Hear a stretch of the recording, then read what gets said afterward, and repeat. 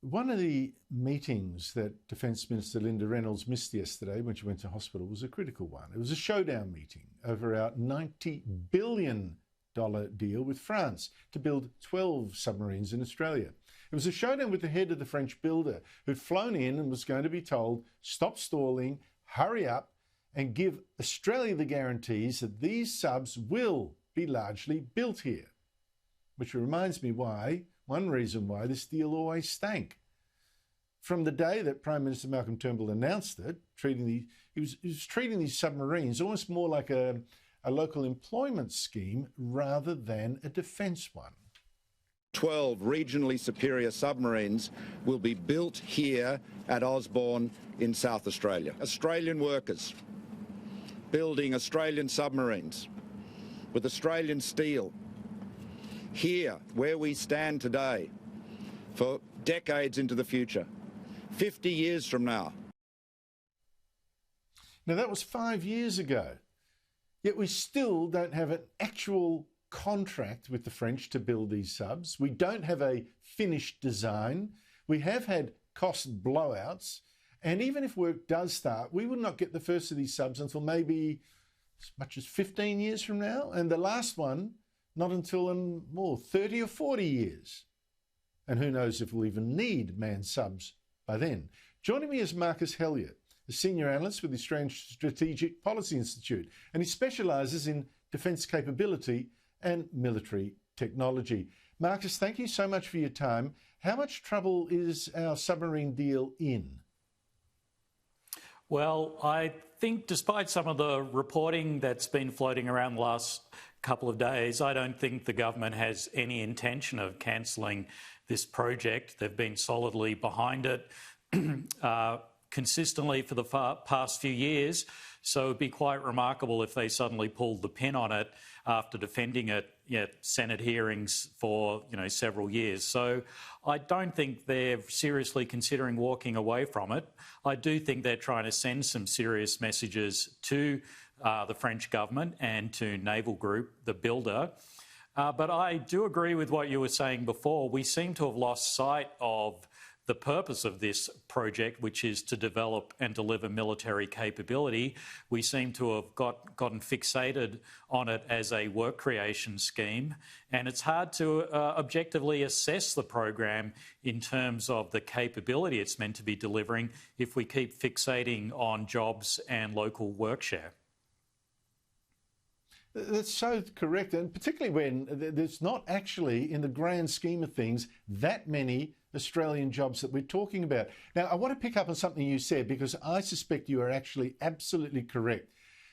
Just as this French group boss flies into Australia, is in quarantine, and is just about to meet Linda Reynolds, that meeting then got shoved off to the Assistant Defence Minister, Andrew Hastie, who I think could be a good Defence Minister, actually, now that I think of it, or even Jim Molan. Just before that meeting, the Prime Minister, we read in the papers, big league, has ordered the Navy to come up with a plan B if this French deal falls through.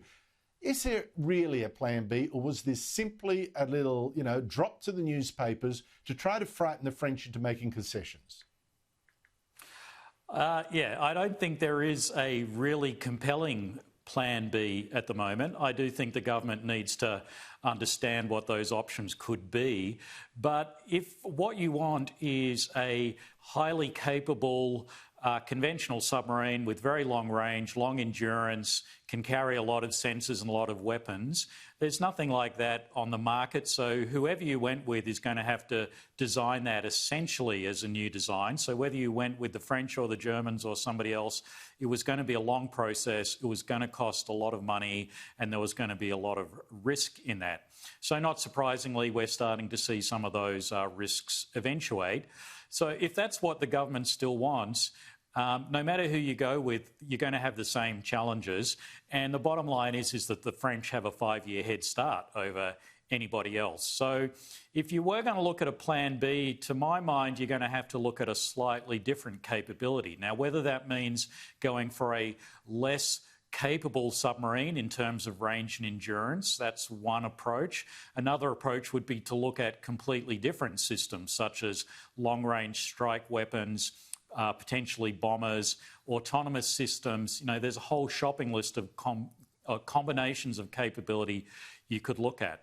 If you went with a sort of somewhat less capable submarine, that would potentially open the door to the Swedes, who have been developing a so-called son of Collins or an evolved Collins that they're shopping around and marketing to the Dutch at the moment and potentially to some other customers. So that would be potentially an option, but then it's like, what would that look like? We're trying to tell the French to commit to us, but at the same time, we're telling them that we're considering, you know, another submarine supplier. So it's potentially sending mixed messages to the French. So there's not an obvious plan B at the moment.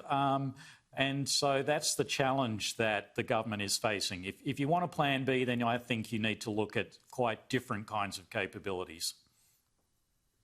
Well, if you wanted a plan B, you should have started 5 years ago. Just finally, Marcus, one of the things that seemed to be like off the table straight, well, first we had to have it built here, which already limited and delayed and added to cost. Then we insisted it can't be nuclear, in part because we've got this nuclear phobia in this country already, and we have, one thing about that, is a paralysed nuclear industry. Is an off-the-shelf nuclear sub actually not what we'd want anyway, or is that something that we shouldn't have taken off the table? Well, when you look around the world and you look at people who do what we want to do with submarines, they tend to go nuclear, but that's because they can, you know, and so several countries have put a lot of time, effort and money into developing nuclear submarine technology. We don't have that luxury here. We don't have a nuclear industry here, so we would have to go to somebody else in the world to supply it to us. Nuclear submarines are kind of the crown jewels of military technology. People don't give that technology away for free. The Americans potentially might sell it to us, but, you know, there's not a clear answer to that question.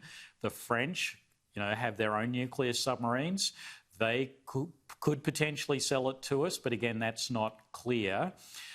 So the bottom line is if that's the capability you want, it's still not going to kind of beat that issue that you spoke about earlier, which is we're not getting submarines for some time.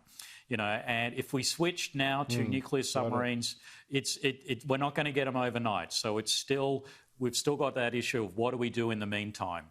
You know, so they may be a plan B, but they're not a plan B for right now. Yeah, but what I pick up from your answer is that we started off by not going for the crown jewels of subs. We already settled for something worse. I just think this is such an indictment on Australia. But Marcus Hellyer, thank you so much indeed for putting us in the picture. Thank you.